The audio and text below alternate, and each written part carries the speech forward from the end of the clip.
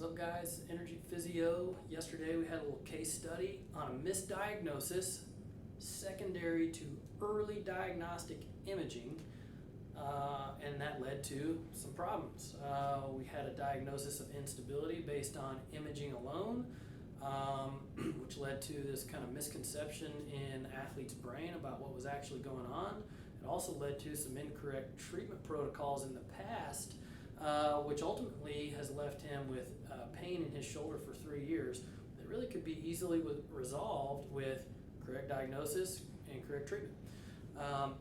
But what that kind of brought up in the process of making that video is the difference between a passive instability and an active one, because while he was misdiagnosed with a passive instability, an overstable joint presents with a functional instability still. So the joint's too tight, but it's still not stable in its movement capacity. And so we're going to talk a little bit about what that looks like. To kind of dial this back in with that athlete, I asked him, I said, and this was after I checked his shoulder joint capsule and found out that it didn't move very well and that his missing a lot of range of motion and was pretty painful. And so he was a lineman, if you remember, pushing around other big heavy dudes. I was like, hey man, when you come off the line and you're pushing into somebody, what happens to your elbows? I said, I bet they flare out. He said, you know what, man, you're exactly right. My coaches are hammering me for that every single day.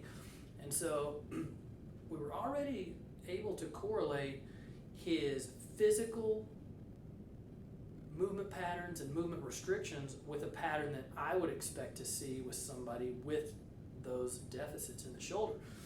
And so the idea is this, that when the shoulder is moving into flexion, we want to see it also getting into external rotation, because this winds up the rotator cuff within the capsule and creates a ton of capsular stability around that joint. We see the same thing in every single joint in the body that has a capsule. The capsule is what drives normal arthrokinematic motion, meaning each joint, depending on what it's doing, is going to move a certain amount in a certain way. When a capsule is too tight, it can't move normally, and when a capsule is too loose, it moves too much. And so passive instability is a capsular laxity, a ligament laxity. This is what he was diagnosed with, but turns out he didn't have that.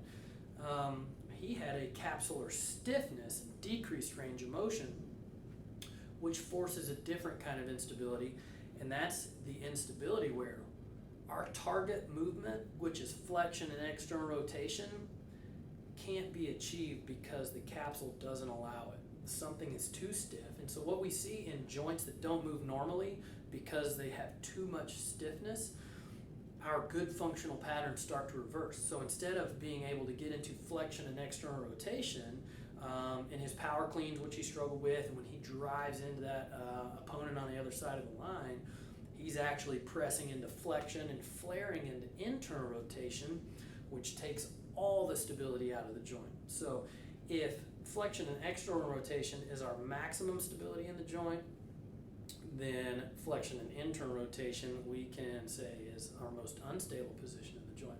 Similarly, we want to see extension combined with internal rotation.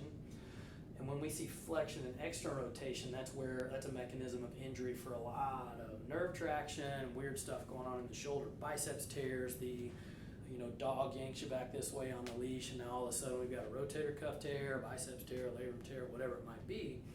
But this idea of active stability is the idea that when you have normal joint motion, you can create functional movement patterns that maximize stability in the joint through flexion and external rotation and through extension and internal rotation. And when the joint starts to get stiff, it's going to start doing the reverse. It's going to move into flexion and internal rotation, and this is a very loose and sloppy position for the shoulder.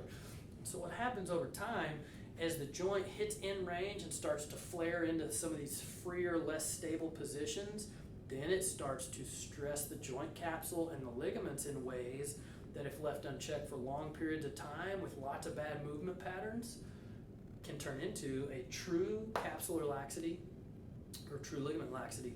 And we see this frequently in overhead athletes, particularly volleyball players, who they go to hit and they let their arms stay out in this kind of loose and sloppy position, and over thousands of repeated ball strikes overhead with their capsule unwound into a position of slack, they overstress the anterior capsule and eventually become chronic dislocators. I saw this all the time working at a spot in a D2 college town with a really good volleyball team. They were doing lots of big things, taking lots of reps during practice. Saw multiple girls who came in with chronic anterior dislocations secondary to poor positioning in their overhead strikes. And so when we talk about active instability, this is actually a limited amount of mobility that forces a poor motor control pattern or a poor joint positioning. So these two things are polar opposites in every aspect. This is, the capsule is too loose, the ligaments are too loose, they allow too much motion. This is, the capsule is too tight, the joint can't move normally, and so the motor control is not available to create a normal, good, stable movement pattern. And when you can't move in a good, stable pattern, the body always moves into a position of freedom, which is a more unstable position. So just wanted to kind of tie that back in with our case study because we could totally see that. He said, man, I can't drive up and keep my elbows in. They always flare out. Why is that? That's the only position he's got. Unfortunately, that's a functionally unstable position, and if left unchecked over time, could actually result in a passive instability. What it's resulting in right now is pain and popping in his shoulder and a lot of discomfort because he can't move through good positions. So if you got any questions, comments about that, leave them down below the video. Catch you next time.